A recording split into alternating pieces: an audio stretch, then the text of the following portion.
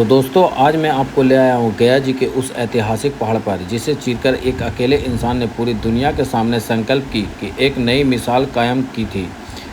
यह एक कहानी माउंटेन मैन दशरथ मांझी की है। गलहौर घाटी के इस शांत और विशाल पहाड़ के पीछे एक प्रेम कहानी छिपी है जो फागुनी देवी के बिना अधूरी है। तो चलिए आज हम आपको इस प्रेम कहानी और दर्द अटूट संघर्ष की पूरी कहानी सुनाते हैं।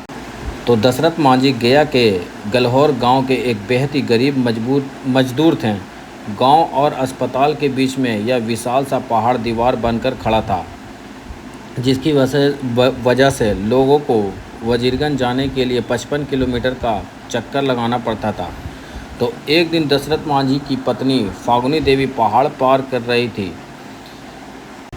तभी अचानक उनका पैर एक पत्थर पर पड़ा, जो फिसलकर नीचे गिर गई और गंभीर रूप से घायल हो गई। पहाड़ लंबा होने के कारण उन्हें समय पर अस्पताल नहीं पहुंचाया जा सका और दशरथ मांझी की आंखों के सामने उनकी पत्नी की मृत्यु हो गई।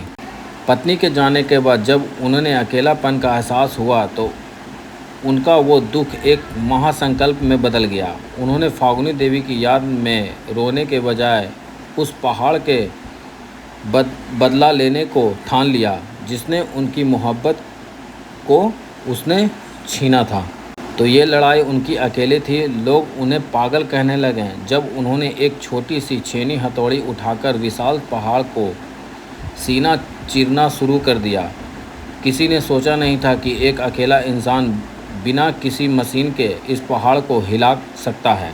फिर क्या था, दिन हो या रात, धूप हो या बरसात, दशरथ मांझी बस पहाड़ पर वार करते रहे।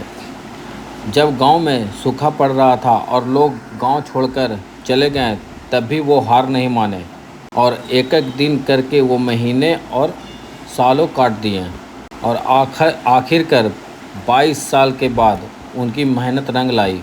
फिर क्या था, जिस दूरी को तय करने में 55 किलो लगता था वो सिर्फ अब 15 किलोमीटर रह गई।